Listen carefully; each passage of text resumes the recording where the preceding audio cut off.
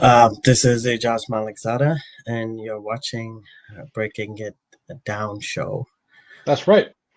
Yeah, And bits. we also have with Scott Richards. Hey, Scott. Had a few technical issues getting started.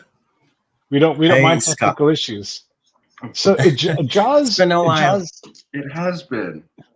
Yeah, we're gonna all get caught up here live on the show.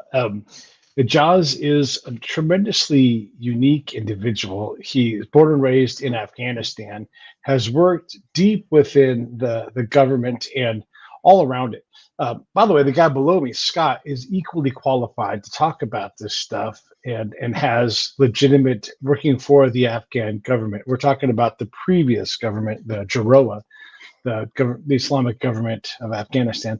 So what we're talking about today is, I guess, fellas, one of the things that I want to talk about is what was working, what wasn't, and then, as always, we want to look forward. So forward to Afghanistan, and also forward to, let's just be critical here for a second. Secretary Clinton announced that there's going to be this aid organization that she's standing up to help the Ukrainians get back up on their feet, which I look around and I go, like, haven't we done this before? You know, like, I mean, is this the organization we want doing this, and what have we learned? So I'd like to kind of cover some of this. And Scott, because you know Ejaz so well, and you guys have both worked within the government, I just want to have you guys talk about what we don't have a sense for this here in America. What was working? You know, late in the game, in the 2020s, what was working in Afghanistan in terms of, when I was there in 2012, right?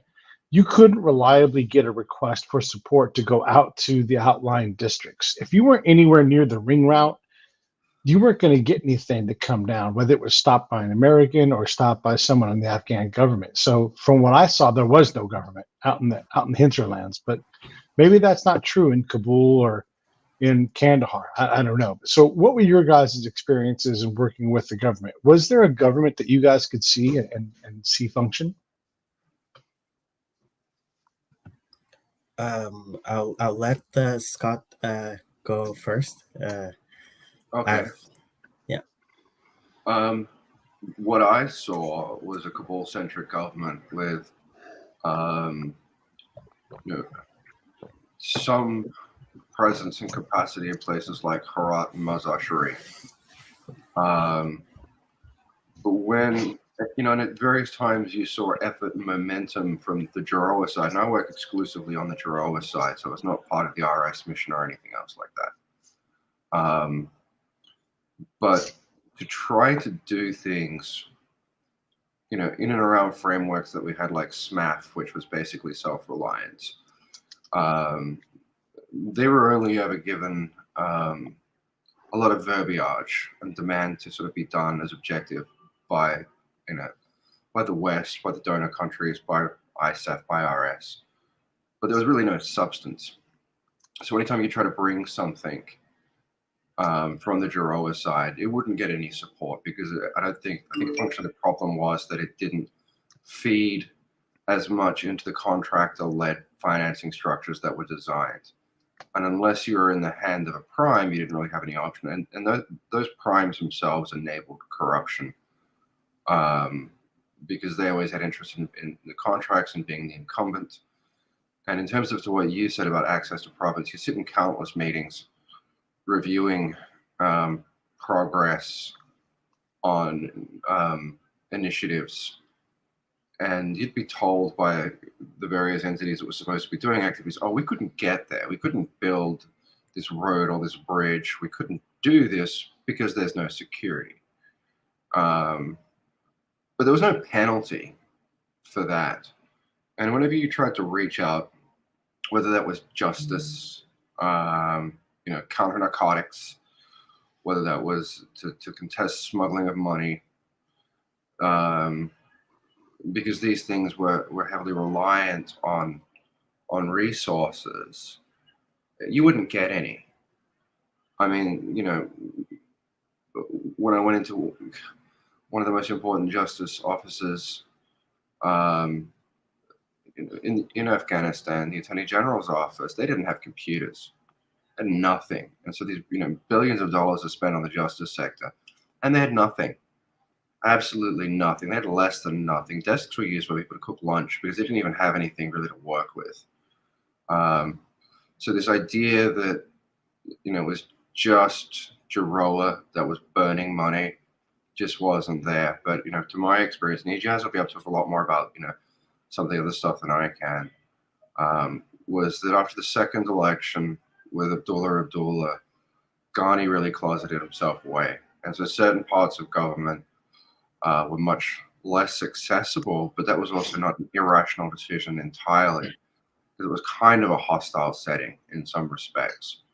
But the whole situation is just a myriad of disasters, and to touch on whereas we'll lead with your other question later on, is that we absolutely don't want to be doing aid, NGO-led, development with a country like Ukraine. But we'll talk about that in a bit.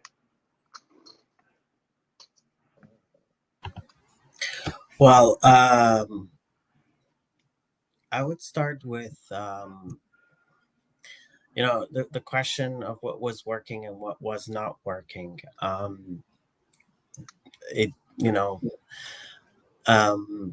Whatever it was, we had a some sort of functional government that was built. The foundation of it was not put right, and then we were sitting on a very shaky infrastructure. And the reason I call it shaky was that everything that was done in the country was something that was not coming from within Afghanistan. Everything was imported. We brought these NGOs, contractors, UN, and all these people, paying consultants, whoever out there, to build projects, to write projects and just check, objectives, goals, activities, outcomes, resources, all just check, and just money spent on God knows whatever. At the end of the day, at the end of the year, you just see, okay, did I do this? Yes, this activity for this project was done. This much budget was spent on it. Yes, the same thing. EU, the US government, USA, UN. These were not Afghan ideas. These were not, we did not, anything that was done in the country was not, to institutionalize what's in the text, in the laws, or in the books. It was just to something to implement on the surface. What's beneath was never taken into consideration. So we had media, we had girls going to school, we had freedom, whatever it was. Everything was what was beneath was never touched. Like, at the end of the day, coming to the what was, Scott mentioned corruption. I dealt a lot with doing research, using whistleblowers on how corruption was, how people were able to get large sums of money from projects, from customs, from here and there, from everywhere. Basically, half of the revenues of the country was taken. So we had something on the surface, and then we had, which was what we call a government. But when we had another parallel government there, that was a corrupt government. So everything here, there was something matching it, that was a corrupt parallel government. So basically, like I would give you an example. I don't know if time permits, I would give you examples from what happened in the Afghan customs. like I've shared it with Scott in the past. I've shown videos of how things are done. How half of the revenues from like billions of dollars annually is looted from the Afghan customs, and I think the same foundation that was put there, that allowed corruption, it's still ongoing. A few months ago, the EU was claiming that the Taliban are able to make millions of dollars from the customs and there's no corruption. It's wrong, because I have been in touch with people in the customs. It's the same thing. So so things were working. As long as you have money, as long as you throw money at anything, it works. As soon as it runs out of money, it collapses. That's what happened with the Afghan army. So they built something with the support, of the NATO and the US. We had an army, but that was very much, relying on the US government. And then as soon as they pull the rug under their feet, it's gone. It collapsed in the matter of 24 to 48 hours. Let me. I don't want to get too far past this, because you're talking about important aspects, and I do want to bring it into the modern time. We know that the corruption. So in Ukraine, it is a corrupt country. They're doing what they can to try to curb that. There are also a lot of successful business people, and how they got to that success, I guess we could discuss that as well. But there are people that know how to do things.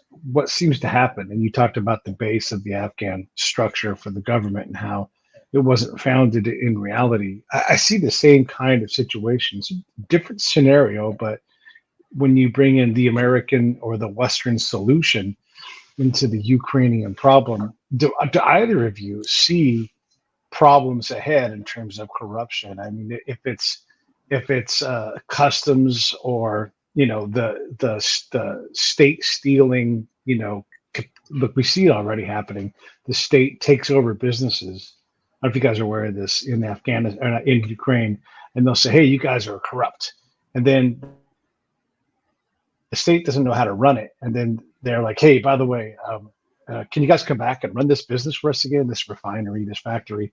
And so there's all this overturn, and they just kind of stumble along. So when you see this, do either of you have any faith that the U.S.-led efforts to, and again, let's echo, the U.S. and the West are funding this military machine for Ukraine, right? And it's doing well. You pull that support away, and then how quickly does it crumble? So do either of you have faith that we won't see the same situation where there's going to be a ton of corruption funded by the West and its desire to stabilize, or will this just be the same thing we saw in a different version in Afghanistan? And I guess, Ejaz, I'll ask you to go first. Do you see the same hallmarks? Would you say it's different? What are your thoughts? In Ukraine, is the U.S. or the NATO or the whole world, the West, dealing with Ukraine via contractors, or is it a direct aid, to the Ukrainian government? That's a question. If they are dealing, via through a channel of contractors, then that's where things go wrong, because contractors started. It all started with contractors. The corruption, and all these contractors that are based in the West, in the U.S. and Europe. I heard from friends working with the WFP, World Food Program, and they're distributing. Regarding the distribution of aid to Ukrainians, and how they do it, they're handing out cash. Handing out cash to people for food did not work in Afghanistan. It's not going to work in Ukraine. It's not a sustainable solution. you're not gonna, be able to help people by giving them cash. Again, going back to like, and they are doing that through contractors. This was done in Afghanistan through contractors. There was, I have many examples of UN working through contractors who have, wasted money or taken money to their own pockets instead of giving the money to the local beneficiaries. So again, so if they're going through contractors, things are not going to go the way they should go. The same thing happened in Afghanistan. And again, another example of how things can go wrong is, I remember Afghanistan was requesting the U.S. government to give them air, capability, training, and equipment. They were not given any of those equipment. What type of equipment does Ukraine get? Are they getting what they need or what they're requesting? I've seen many speeches by President Zelensky and other Ukrainians, and they're saying we need this and this and this. What do they have? Russia uses thermobaric bombs. That's nothing. There's nothing there's nothing provided to Ukraine to counter that. Do they have that capability? I don't know. Probably Scott has more information on that. So what they need versus what they are provided, probably what they are getting is not, the sort of weapons and, the sort of capability that they want. And if they are given certain equipment, they don't have training for it. Same thing happened in Afghanistan. They were given aircrafts that they didn't know how to use them, or they didn't have training for. And that's how, we were not able to, in certain ways, to combat Taliban terrorists. Back to you, Scott. So Ukraine is a slightly different conflict from the ground up, which changes the dynamics. Because you've got a nation-state invader coming in, and so that coheses a country's position much more effectively. Whereas the Taliban, in part are an indigenous movement, but another part are backed by Pakistan, and another part have assembled belief systems from their periods of time with radical jihadists. But as you say, and I've dealt with Ukraine before. For the conflict in the corruption sort of space, and in the organized crime space. And it was regarded as the most corrupt environment in Europe. So to expect that to magically change those corrupt mechanisms, those corrupt systems to evaporate would be very difficult. But the problem we have all of these interventions or assistance missions, or whatever the current term of flavor is, we don't look and say, okay, this is the setting, this is what we know, and this is how we manage the risks. Now there are contractors in there in the security element, very, very large ones, and they're obviously earning a great deal of money, and there's certainly training contracts being provided for certain things. But Ukraine, really wasn't in the same position that Afghanistan was, in need of massive economic transformation at the onset.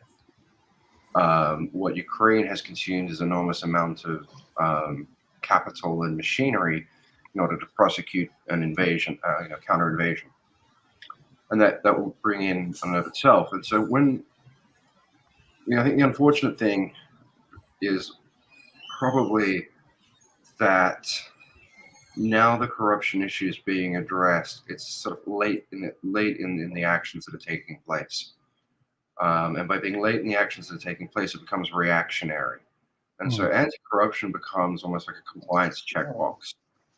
And then sometimes the wrong steps will be taken, like you said, where they remove people from certain businesses that they fear of corruption, and they lose capability or capacity because now they're box ticking. Oh, we did this, we took this measure.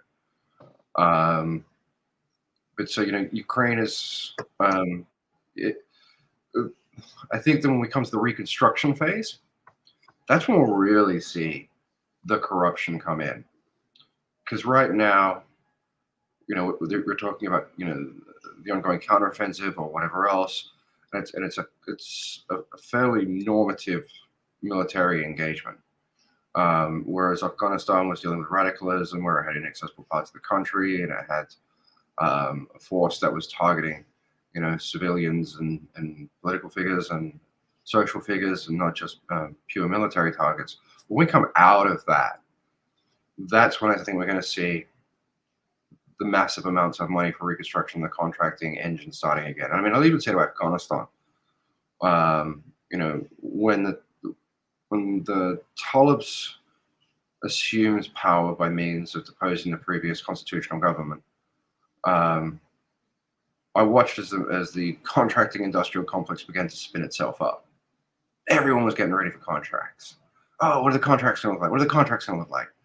The money was pre-allocated, but the Talibs, being as they are, weren't able to mobilize that, or none of that could mobilize, none of that capital, and we would have been again back in this superstructure.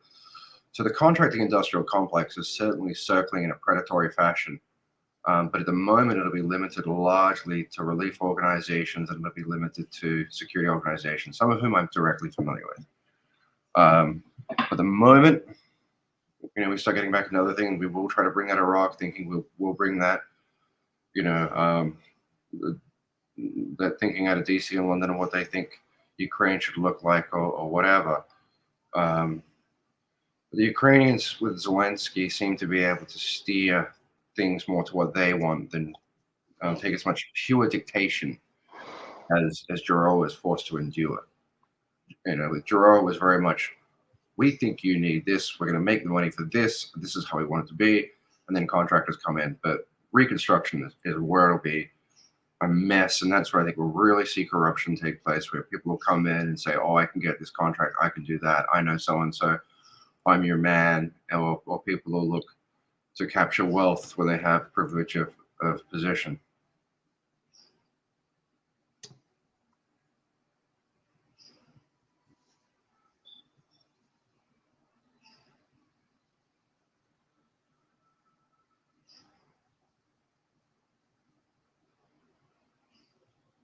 Ejaz, you probably would have seen this with contracting in Afghanistan as well. All these big contractors always have a man. I've got my guy so-and-so, in this office, in this place, and they're essentially on the payroll, and their job was always to ensure that the incumbent or whomever got the necessary contract. So you got these sort of people fostered through large amounts of money whose sole goal was to keep the contracts where he who has the deepest pockets had them. I remember meeting once I worked with a private security company, and then we had a call up to, I was on the business development and quality systems in the company, and a colleague of mine and I met this guy who came from a company who said they are able to get us contracts, security contracts, and other sorts of contracts, from the U.S. government, if they're given certain percentage. I don't remember the guy's name, but what he said was that he had membership at Trump's Mar-a-Lago resort, and that he would go there and buy someone coffee or something. There was like a huge scheme, and then to get a membership with their organization, we had to pay them a certain amount of money, a certain percentage, and then they will get a certain percentage of the project, like 10 to 15% of the profit, and that profit would be added, factored in the pricing, in the budgeting that you would submit for the proposals. And then the guy was like, I know certain people from the State Department and the U.S. Department of Defense, contracting, U.S. Army Corps of Engineering, and all these organizations always go there, and then we hang out, and then we can talk. And I think that guy knew what he was doing. He knew his business, and that still exists. People go and shake hands, take a coffee, and then find ways to share profits, and that's the war of economy, that I don't know, like the war profiteering.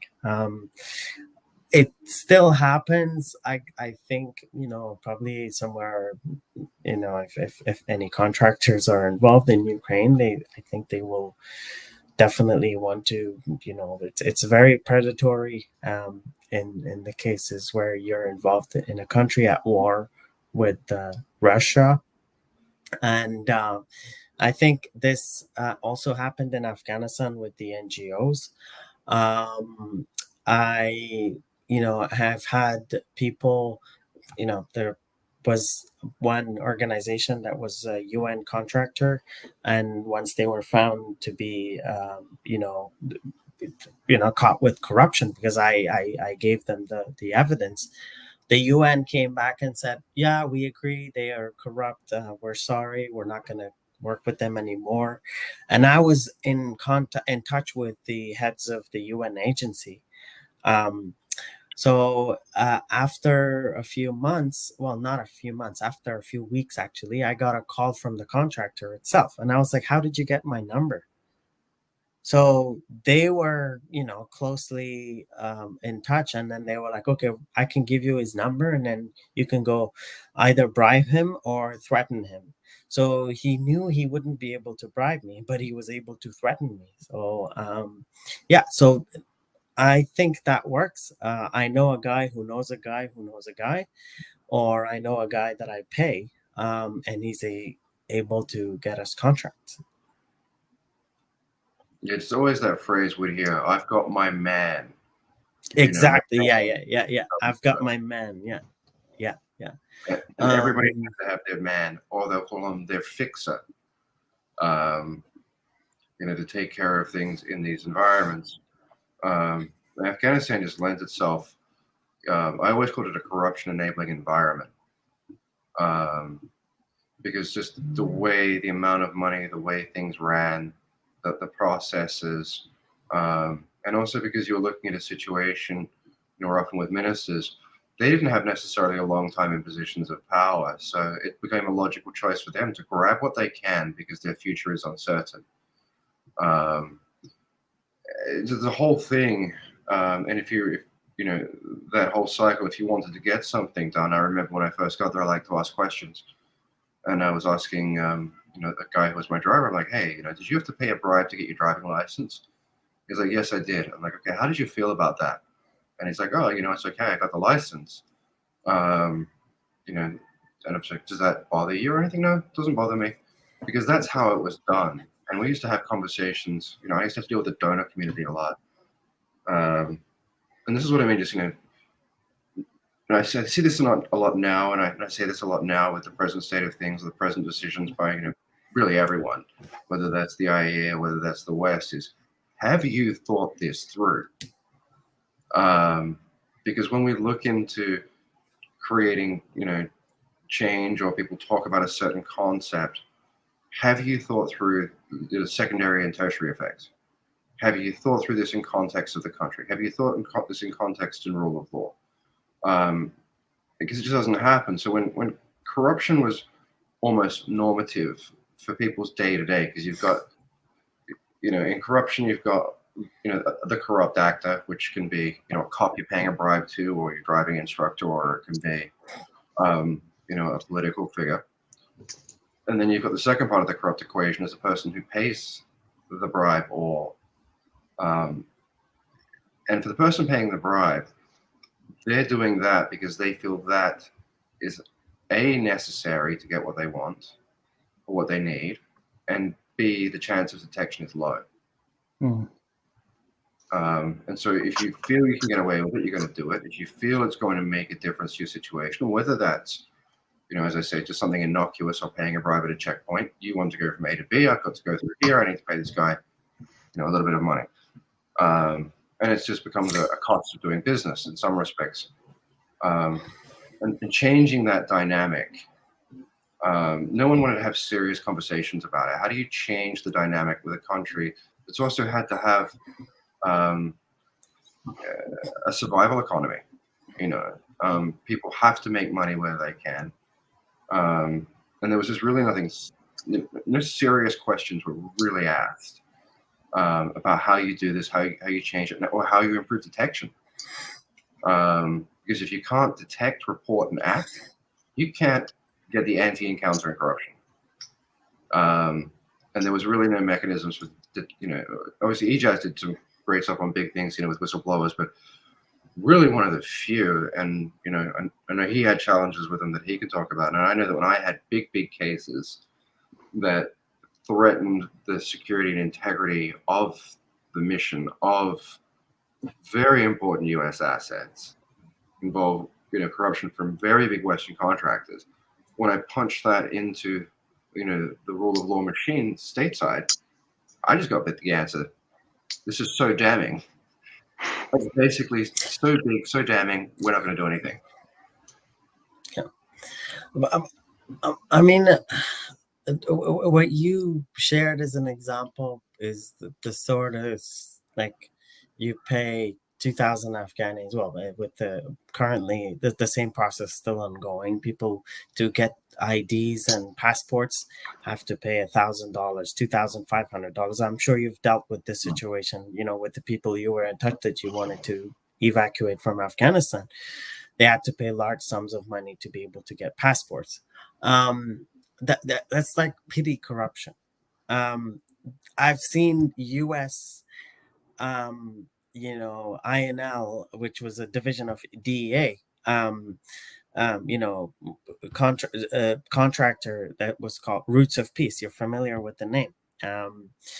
They had large multi-million-dollar project, alternative livelihood projects.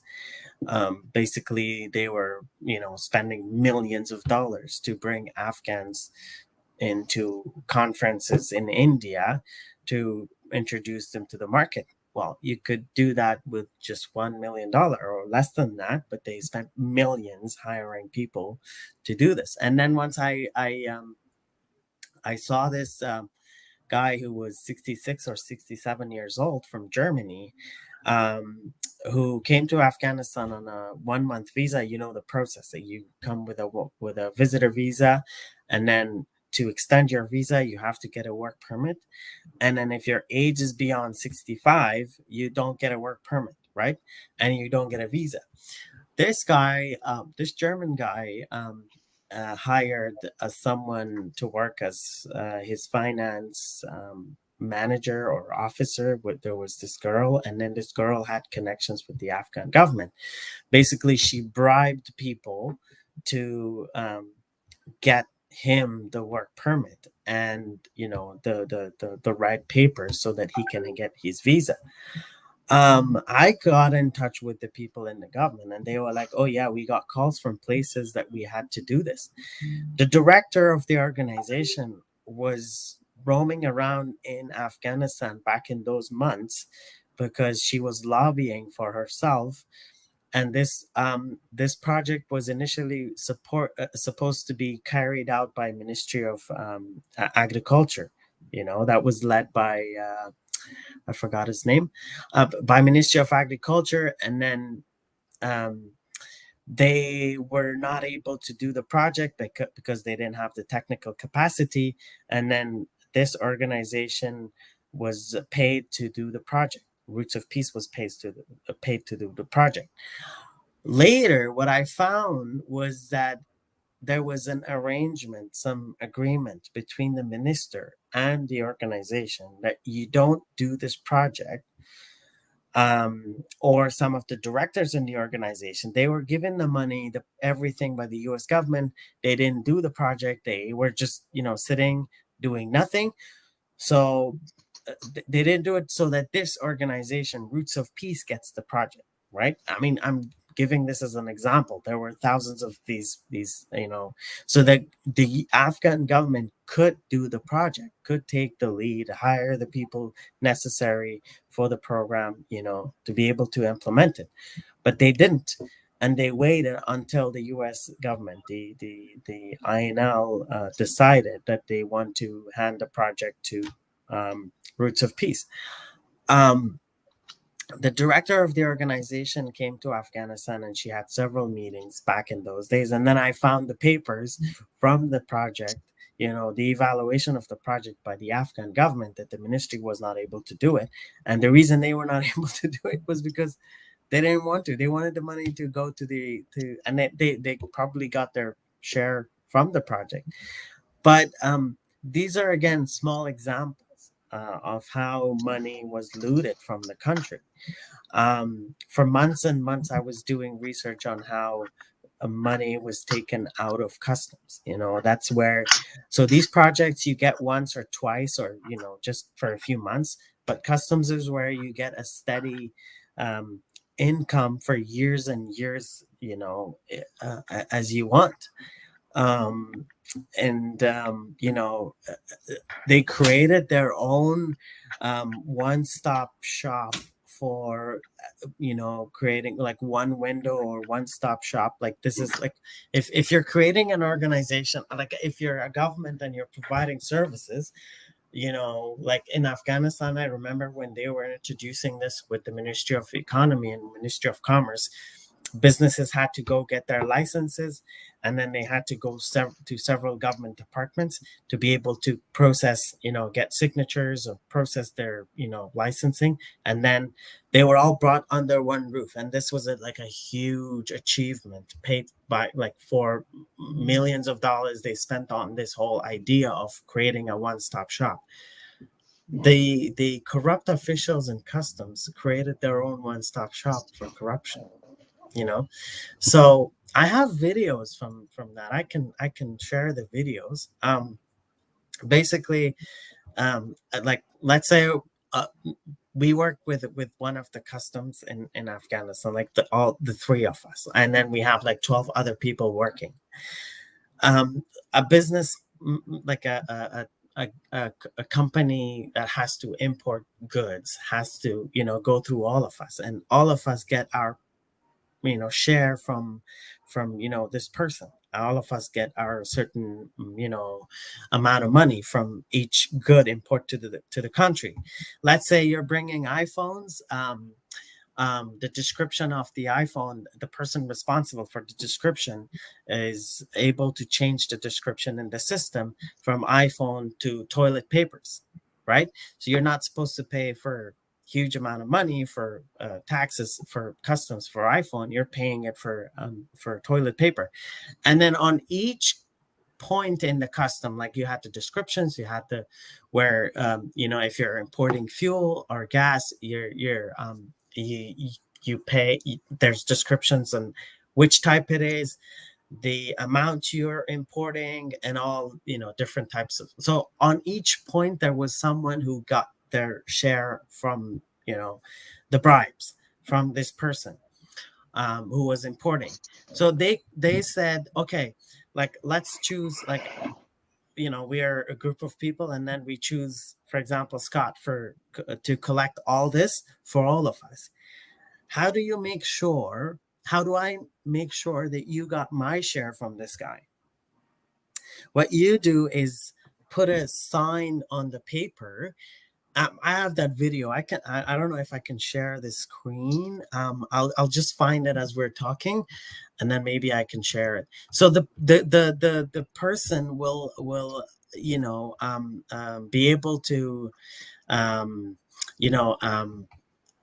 put a sign on the paper, and then at the end of the day, go back to the archives and then put a lighter, and the sign would be gone. So they used a special pen to sign it, and then at the end of the day remove it. This process was very much in all of the in custom points in Afghanistan, and it was hard to catch. But so when Scott gets everyone's share at the end of the day, at the end of the month, most of us either go to Turkey or somewhere like India, or like somewhere where we can share, like Uzbekistan, all these different places where they could get, like if you're closer to the northern Afghanistan, you go to Uzbekistan or Tajikistan, or if you have enough money, you have a visa to Turkey, and you have your house and your residency in Turkey. So basically, an easier point to distribute the money would be Turkey, or Dubai. I'm gonna find the video. It's very interesting. It was shared with me by one of the people I knew at the customs, and While you're working on figuring that out, and we can for sure share the screen. One of the things that's important to say is the U.S. had this, right? Chester Arthur, who was going to be president one day, one of his treats, one of the things they gave him was he ran the New York Customs House, and so why did he get that? Well, he played with the machine, he agreed with them, and obviously doled out the money that came through the New York Customs House, and so it was a very lucrative thing, right? So this is an age-old process. And so I guess I'll throw this while you're doing that work over there, Ejaz. I'll throw this over to Scott. Does this in any way resonate? If we're going to look at Ukraine as an example, like we're talking about Afghanistan and customs. Mhm. This is just one aspect of the economy, right? Mhm. Is this at all possible in Ukraine? Like, will we see the same kind of thing where people take a given portion, a given ministry, commerce, economy, customs? Should we expect the same thing? I mean, I don't. Most likely, yes. I generally make it a rule, sort of just to discuss the things that I know about directly. For sure. Yeah. So what I know has occurred is, large amounts of munition obviously comes in, but because of the power that gets created by military success, certain units weren't receiving ammunition, and so they would have to drive back to Kyiv, a 500-kilometer round trip to resupply themselves because they weren't being given the proper resources that they needed to do their part of the conflict. Right. So it's in terms of or potentially what's being sold on black market or unaccounted inventory, or how inventory is managed. These are all gaps that can occur. I mean, just as you used the phrase so brilliantly before, that the US becomes a net destabilizer. There is no way that a country that was known for corruption has a perfect hold on keeping corruption out, just because there's this idea of national interest. And obviously that makes it very difficult for them to talk about then, because they don't want to deteriorate their access to munitions or whatever financial support they're receiving. So it's a very complex situation. But I think in many respects, when we know we're dealing with fragile environments or environments that had a tradition for a capacity for corruption, the onus for checks and balances on us, because we know what these situations can precipitate. We understand that the culture has elements of corruption, or the economy was heavily corrupt, and those corrupt mechanisms in terms of how things were accounted for, documented, stamped, signed, just didn't disappear overnight. They will still be there, but the onus is really on the donor in that respect, because you can't transform the way people have done things, the habit of things. So it's I can't see that it wouldn't be, because not like if they had good mechanisms to capture corruption, it wouldn't have been the most corrupt country in Europe. But no doubt those things exist at present. But the onus is on the donor in a lot of respects.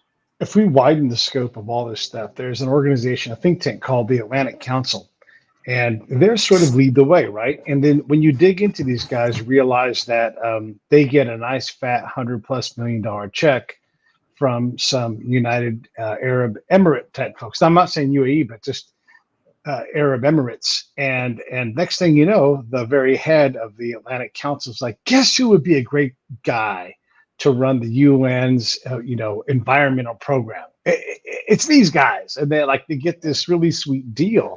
And so you see the money come in and the favor go out the machine. I swear to God, this sounds impossible, but I swear to God, it's true. And I can go pull up the links right now. I'm not going to do it because we're in the middle of this show, but you know this. You see Hillary Clinton, and again, I'm not against the Clintons. I'm just drawing lines here. They come out with their aid organization, or I should say she comes out with her aid organization. They're going to do that. Guess who they're immediately tied to? The Atlantic Council, who gets money from Pinchuk, who's one of the prime oligarchs. And look, there's another oligarch, the richest oligarch of all the oligarchs in Ukraine. These guys give a lot of money to the Atlantic Council, right? And so you look at these things and you say, maybe it's nothing, but doesn't that sure seem like something? And I'm going to go further into this. When you're a politician in any country, you're always fundraising, right? And so if you're alienating your most wealthy people, your business people, aka oligarchs, you're saying you can't participate, we're coming after your resources, you're still going to go to these guys and fundraise, though, because you still need their money to run your campaign, to feed your party so that you can stay in power. And so you have this weird machine where you're trying to keep people at arm's length, but also I have the video. I'm going to set it all up. I got it covered, Joss. So you have all of these things that feed into this, that, one hand is washing the other while the one hand spanks the one. And it's like a really weird thing that Ukraine has. But this is a common thing, I think, for all of these problematic areas where they're trying to get better, but they're so intertwined. And then you bring in a destabilizer like the US or the West, where there is so much money. Look, I would act no differently.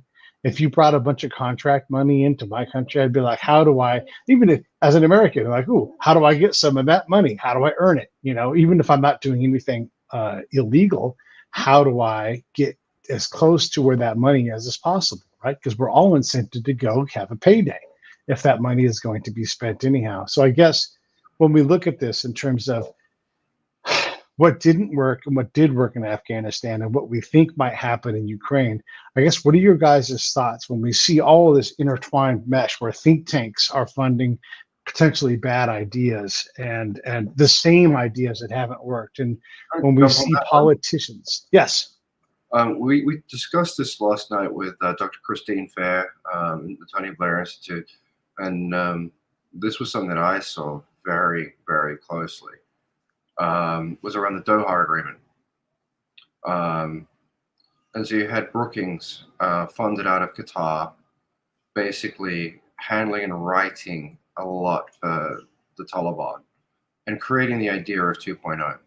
And so what we get now is think tanks as academic opinion as gun for hire, that will write a specification to persuade an argument or create an opinion. And again, and that to me is damaging to academic pursuit, because academic pursuit is supposed to be the equivalent of scientific method of the study of society or literature or whatever else, empirical based, fact based, working with a problem set, not the creation of an opinion or a narrative.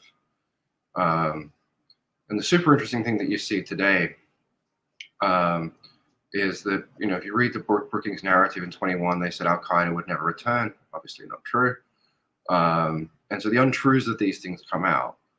And now you see distancing between Brookings and the Taliban, who they really were integral. We always used to joke that you could tell when they'd come in because something was so well written, and when the Talibs had written something, it was terrible. But today you have that same mechanism, but they're just not as competent. The funniest one as an anecdote is I'd written a paper called Trajectory Analysis, and it was basically looking at how the factionalism in the Taliban and their inability to cooperate would lead to disengagement, and that would likely drive friction or conflict with Hibbatullah and the Haqqanis at some point, because the situation is unsustainable. So that goes through all the UN, UNAMA, all the envoys everywhere. The UN sanctions teams use parts of it. State Department argues a bit against it and then agrees with it on Twitter. And then the reverse paper that comes out was clearly most likely written by Crisis Group, but it plagiarized one of my other papers on social stabilization and social cohesion. And I remember they slid into a DM with me on Twitter, and they were asking about the Constitution, because they just didn't have an understanding of constitutional law or recognition. And so I watched then my work where you talk about what you actually need for a stable society. The top is like, oh, we've got social cohesion. I was like, no, you don't. Whoever did this for you didn't understand the academic principles. Now, if that had been Brookings, it would have been a different thing, because they're smart. But so think tank for hire, opinion for hire in academia is very real. It's used for opinion making, and opinion making to project policy, because then you have credibility. This has come from Rand. This has come from Atlantic. This must be good. But it's not. It's the creation of something malignant. And the role of academia and gun for hire in the selling of 2.0 in Afghanistan absolutely cannot for 1 second be understated. It would never have had the capacity to present the idea and the idea of reform or whatever else, getting in a Haqqani into New York Times, all enabled by that.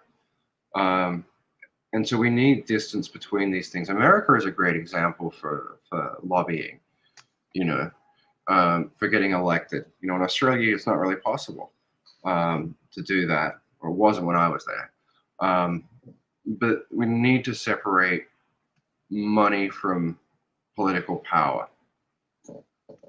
If we don't, we'll climate getting hammered. We are where we are because of that lobbying, because of that oppression of opinion. These things are very destructive, and I would call them a corrupt act. If you're willfully misportraying information to create a narrative that benefits somebody, and using the trust and credibility, which is a currency of kind, to persuade people to something against their interests, that is one of the most abhorrent acts of corruption, to convince people to act against their interests in the full knowledge that what you're asking them to do is harmful to them. And that is absolutely true of Afghanistan, and certainly there are truths in it for Ukraine as well. Ejaz, Yeah. what do you think about all this? I totally agree. Think tanks, researchers, so-called scholars, who've never spent a day in Afghanistan, being hired to write policy papers, research papers, opinion articles, or go to an extent to write an opinion article in New York Times for Anas Haqqani, a well-known terrorist. Back then, people were like, we know who did this. There were a lot of suspects, people who could have been the author of the very infamous New York Times article. And then Anas and his brother are, in the FBI list, most wanted list, and they are also in the UN terror watch list. And then the audacity of the New York Times to publish that. They have blood of thousands of the Afghans in their hands, and there was no mention of that in the article. No disclaimer that this particular person is on the FBI list and in the UN list, and responsible for the death of thousands of innocent Afghan men, women, and children. They brought an ambulance filled with bombs and blew it in front of a hospital. And they killed hundreds of U.S. soldiers and hundreds of NATO forces. And that was published. And why was it published? Maybe because there was, where's the New York Times paid for this? And then there are think tanks, so-called think tanks, who published articles. I remember just before the collapse of the Afghan government, there were tons and tons of articles and tweets coming from scholars, like Ashley Jackson was, she's nowhere to be found anymore, like, where is she? Did she make enough money? um there were other people, Ashley was working for I think war studies at King's College. At some point, I called that war studies at King's College London the Haqqaniya of UK. The Haqqani. that same, our mutual friend Lynn was like, I'm a graduate of that university, that same college.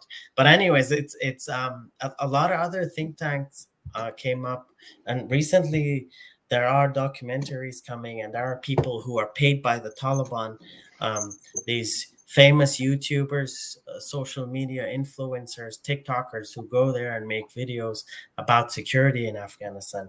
Well, the security was bad because the Taliban were blowing bombs, killing people, and it's still bad. If I know at least about 15 people who are acquaintances, colleagues, friends, who have been, in Taliban prison. I can count them and name them, but because of their own security, I won't be able to name them. Their families are so afraid, to publicize their names on social media. Yes, there are still scholars and researchers. I don't know if you read recently, if you watched the documentary about the Taliban justice system. Maybe they put some, that's not even justice. It's not based on a written code of laws and criminal code or whatever that is. It's just instant justice. If this mullah with a beard decides, I don't know based on what, that this woman or this man should be stoned to death, they're stoned to death. And they've so far carried many, many, many of those, punishments on women. They've, stoned women to death. They have had public executions. And then there's no mention of that even when people are talking about engaging with the Taliban. Like, all of a sudden, people go blind to that fact that they're, implementing the so-called justice system that just, publicly execute someone, and based on what? No law, no criminal code, nothing. And that never goes in any of these opinion articles or research articles or whatever that is they write. It's just because it doesn't serve their purpose. Mm-hmm. And this goes, like the public opinion in Afghanistan, those who are anti-Taliban, they are always saying there's, this is funded by the Western governments because they think that the Taliban are their,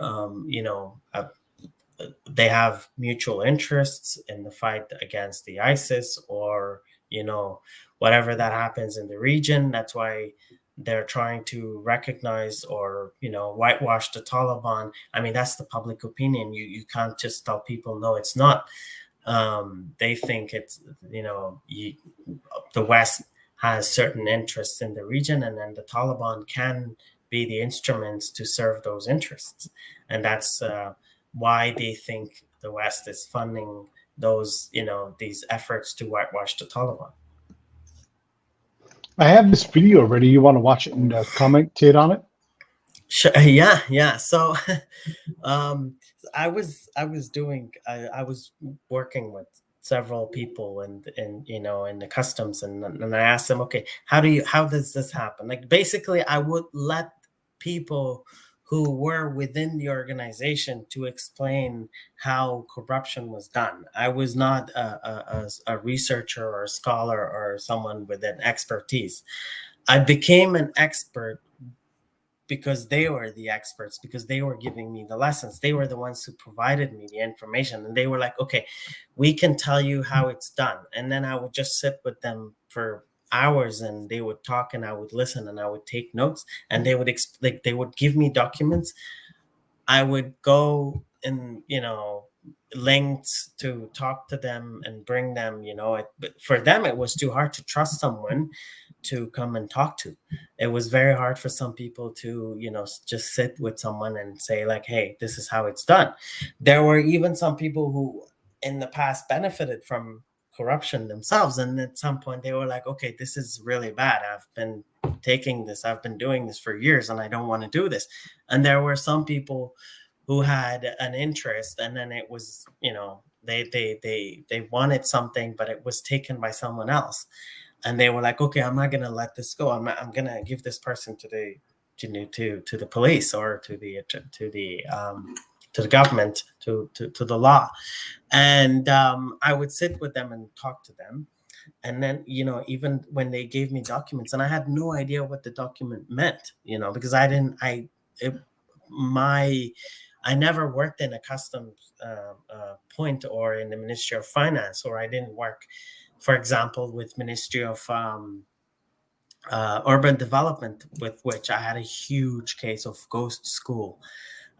Scott is very familiar with the case of ghost schools in Afghanistan, paid by the UN, the US government, by the US taxpayers' money.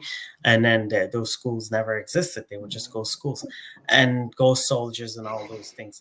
And I would just sit with them. I would be like, okay, explain this. Where is the problem? And then they would explain, and then again and again, until it made sense. And then I would put it in simple words, so that, those who are dealing with this would be able to understand this, and so that they don't have to spend a lot of time to try to find out what's the issue.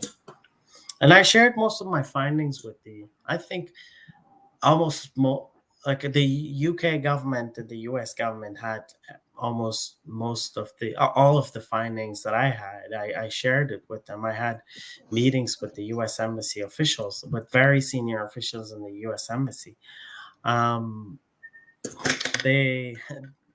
some point they didn't really care, because they knew at some point that Afghanistan was a lost cause. For them, they knew where it was going, and because they had their Doha deal, and they knew that the Taliban were coming, early 2021 and late 2020, they knew the Taliban were on their way to take the capital. And then they were like, okay, yes. And it's just, meaning for this, taking those documents. And at some point I got a few calls, and then, okay, for future lessons, we want to see what happened. Well, let's see this lesson. Let's roll this thing. And I believe I've stripped the audio out. Let's see what happens here. So this is the document.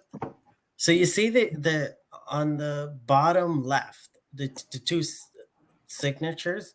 Mm-hmm. The one that looks like a stamp, that's a signature. That's a pen signature.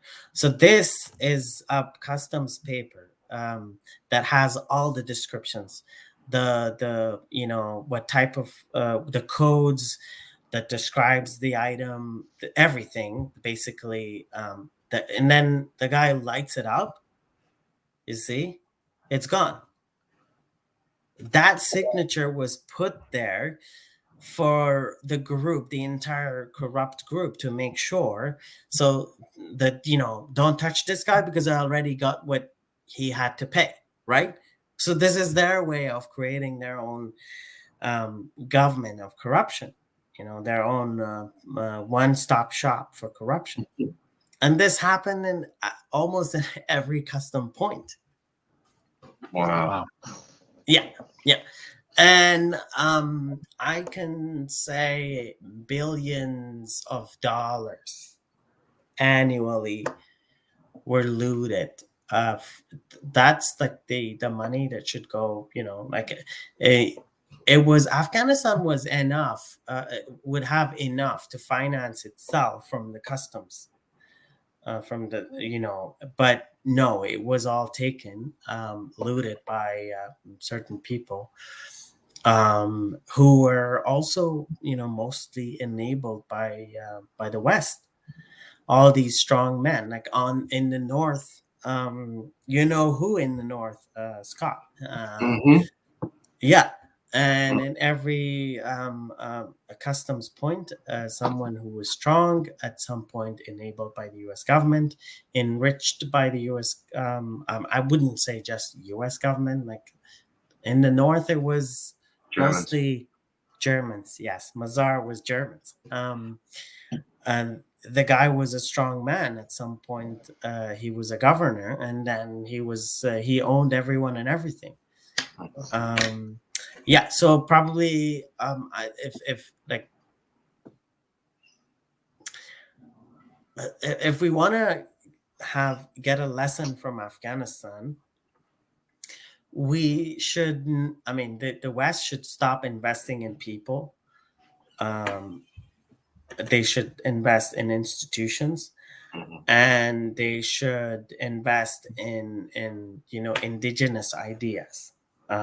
If it's in Ukraine, it should be Ukrainian ideas, Ukrainian ways. It shouldn't be American or British or Western ideas that they want to implement. No.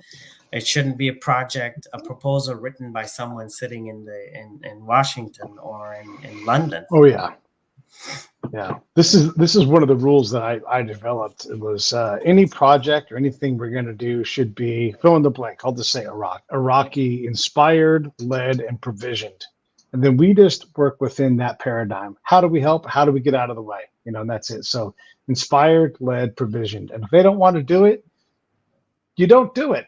That's just as simple as that. No matter how desperately you want to do something, you don't do it unless it meets those. And look, if you're the commander or you're the ambassador and like this is your thing, you get to do what you want because you're the boss. But you're doing it. You're breaking the rule by design. And so that's just my input from my experience. We had so many things where we just refused to allow the Afghans, the Iraqis, the Somalis, whoever it was, we just refused to allow them to, just like, hey, how you're the governor. I would go to these different areas and say, hey, we're leaving. Like, no shit, we are leaving. And they're like, yeah, I know you're going to leave. Like, no, you're not getting what I'm saying. We are leaving. 4 to 8 weeks, 12 weeks tops. And their eyes would get real big. They're like, you're really leaving? And I'm like, we are really leaving. What do you need to govern this place? Because we're gone. And they would be like, I'm going to make a list, and because they had no idea, because we were terrible. The U.S. is great at just poof and just disappearing. And we're such great partners. We don't ever tell the partner, hey, we're leaving. Like, no shit, on this date, we're out, right? And we never give anybody idea, like this is how we ramp down so you can ramp up. Because on or about May 1st, we will not be here anymore, and we would never take that care to say, you're going to have to do this on your own in the next however many days. And we have an election coming up here in the U.S., right? We're going to pick a whole new Congress. We're going to pick a new president. And I guarantee that person's going to have a different approach to Ukraine. Probably a different approach to Afghanistan, because we're going to do something different. And they're going to pick different things. It's all going to change. But we never take the time to teach those things. And so you're so right, Ejaz, like that how do we get behind the indigenous way of doing it so that it's provisionable? Because here's what you can't do in Afghanistan. You cannot send a Afghan tax collector to a district that we've grayed out of the map. There is a district in Zabul province we called it Kaki Afghan. We didn't even talk about it. We just erased it because it was too far off the route. The Arghandab district of Zabul, we just didn't talk about it. Too far off the map. Just not even going to discuss it. It didn't exist, right?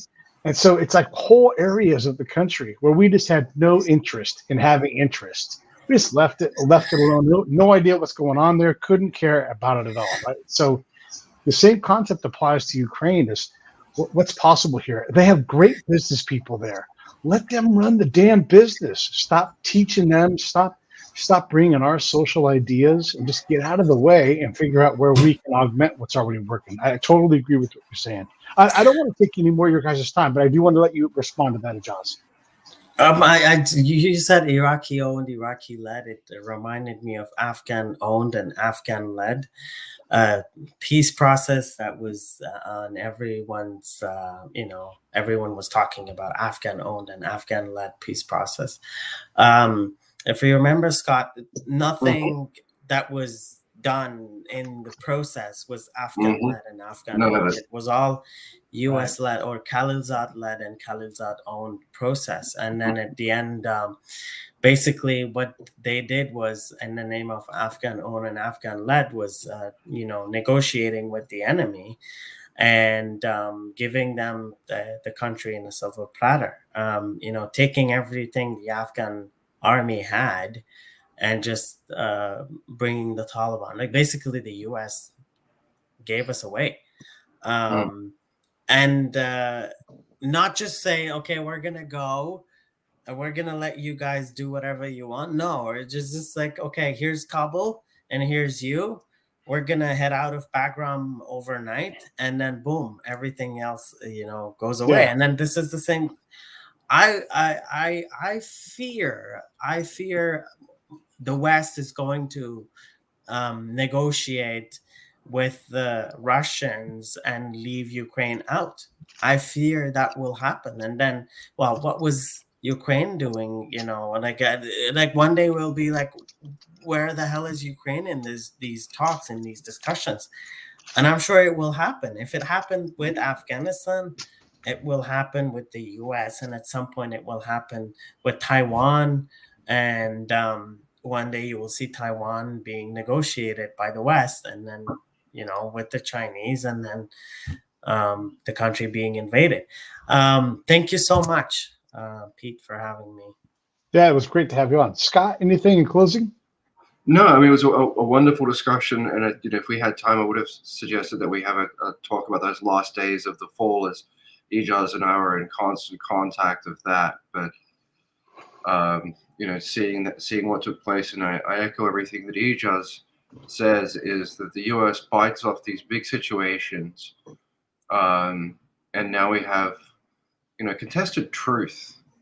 Really, there's no longer. I mentioned something today about this on social media, and I was tired at the time, so I didn't express it as well as I could have. But in previous conflicts, the country was behind a conflict like the US or the UK, or in supporting something.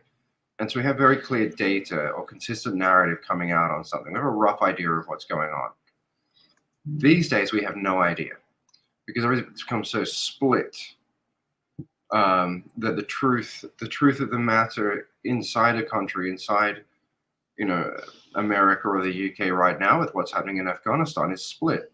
There's people trying to sell you polar opposite ideas of what is one truth on the ground, and it's just, we will lead to that position of abandonment, because politically, even if a situation were to be morally correct and ethically correct, the partisan natures of things will mean in 4 years' time we pull out, or whenever there's an election, we pull out. When we get somebody new, they have to undo what the other administration did, because they got themselves there arguing polarization. But yeah, most likely there will be a sudden exit from Ukraine, unless, weirdly, I suppose the contracting machine does spin up for reconstruction. And then all the big boys with the money think, oh, money. I like money. Yeah. And then that'll bring it back into gear for a period of time, and again, we'll repeat the same mistakes. It's just sort of this very frightening world that we're carrying ourselves, and it's utterly irresponsible, to the glue that holds the world together, which is consistency of behavior, conduct to international rule of law, and to go back to something that you said just very briefly before we jump off, is that when you mentioned before about the oligarchs being the revenue stream, now Biden did something very peculiar. He broke a rule, one, when he went after the Russian central bank reserves and sanctioned them. But when he's sanctioning oligarchs and turning that money over to Ukraine, that's really using a proceeds of crime model. So he's taking it off the Russian oligarchs to finance the Ukraine war, which is a very, very kind of peculiar avenue to take, because I'm not quite sure that that's had reasonable justice process. So Ukraine might well find itself in a peace situation where it's being sued by the Russians for receiving money that was improperly sanctioned. So there's a lot of peculiarity where we might find ourselves. But I absolutely agree with Ejaz. We've learned the US has learned to walk away.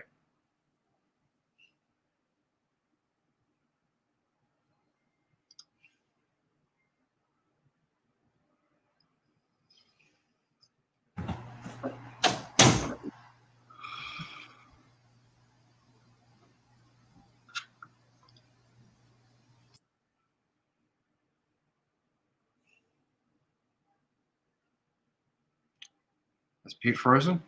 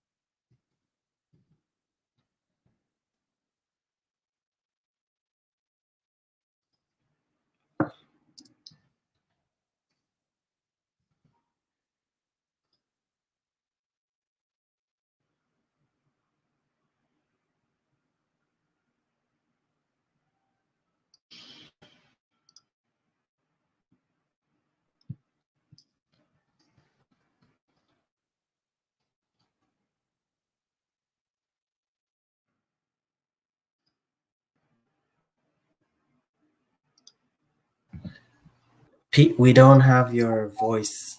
There we go. Yeah.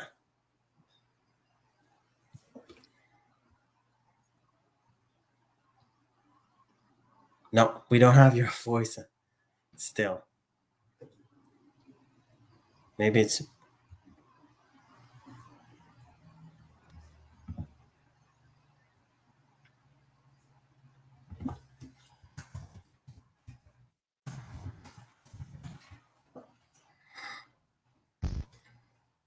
Okay.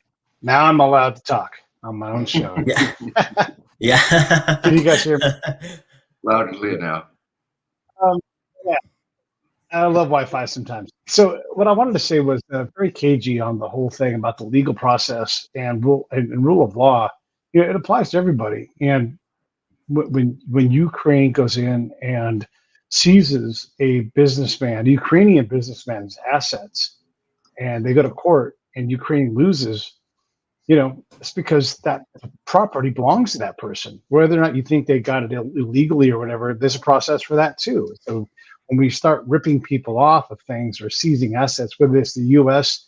seizing a Russian businessman's assets, there's a court for that. And yeah, that's going to be a problem because there's going to have to be, just because you're Russian doesn't make you a bad person. And so a guy like Dmitry Mazepan, he was a businessman who dealt in fertilizer and was Belarusian, not even Russian.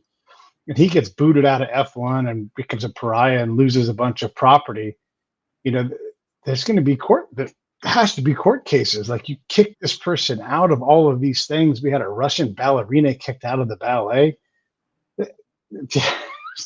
We've gone mad with that stuff. Anyhow, I appreciate you guys coming on the show. I really do. And unless you have anything to say in closing, I'm going to wrap this thing up. Do either of you guys want to say anything else before we go? No, but just thank you for having us on. I mean, your show is a very good one because you can talk quite freely, about a lot of things, and it's good to have these spaces that are just very open, because we do need to have opportunities to get people to look at things. And I guess I would say in closing is I very much understand a lot of the perspectives that Afghans would have on mistrust for information, mistrust for intention of the West, as Ejaz theorized, about the role of the Taliban and U.S. interests and these sorts of things. because it's such. I can't come to mental terms with it, and I have a deep love of the country and its people, but it's not my country by birth or by nation or by identity. And to see that abandonment, to see being left in this position, looking for answers, you'll try to find them wherever you can because it's so incomprehensible. The tragedy of it is, I don't even think it was that smart. I just think that Trump wanted out, Biden followed it through, and that's what happened. And there isn't especially in a country where they stone people to death. Yeah. You come in with social ideas and social changes. It's just irresponsible to come in with these changes if you're not committed to see it through, to go there. If it's so goddamn important to go out and ensure that women can go to colleges and universities, well, then move your ass there and commit to it. Don't sit there and protest it in the streets of the United States in comfortable ass California. Go do the hard fucking work of going to that country and committing your life to it, because that's what you're asking these ladies to do. And it's bullshit to half-ass, not even quarter-ass, 1/8 ass that project by just caring. You can't carry that stuff into existence. And people are paying still with their lives. And we've made a lot of people's lives miserable by pulling out. We went in, we were there, we should have stayed. So anyhow, Ejaz, anything else at all for you, Ejaz? Thank you for having me, Pete. And it's always great, as Scott said, to be able to freely talk, to share whatever you want. And looking forward to having more such discussions. And it's always happy to see you and chat with you, Scott. Likewise. Stand by, fellas. I'll be right back. Hey, thanks for watching the show. I really appreciate it. Right here, you can subscribe. Please do that. It makes the show grow. Hit that notification bell so you know which incredible guest is coming up next. Down below is the PayPal link. You can put a small subscription in. That is an enormous help. All that money goes right back into the show. And then right up over here are the next episodes you should listen to, curated by yours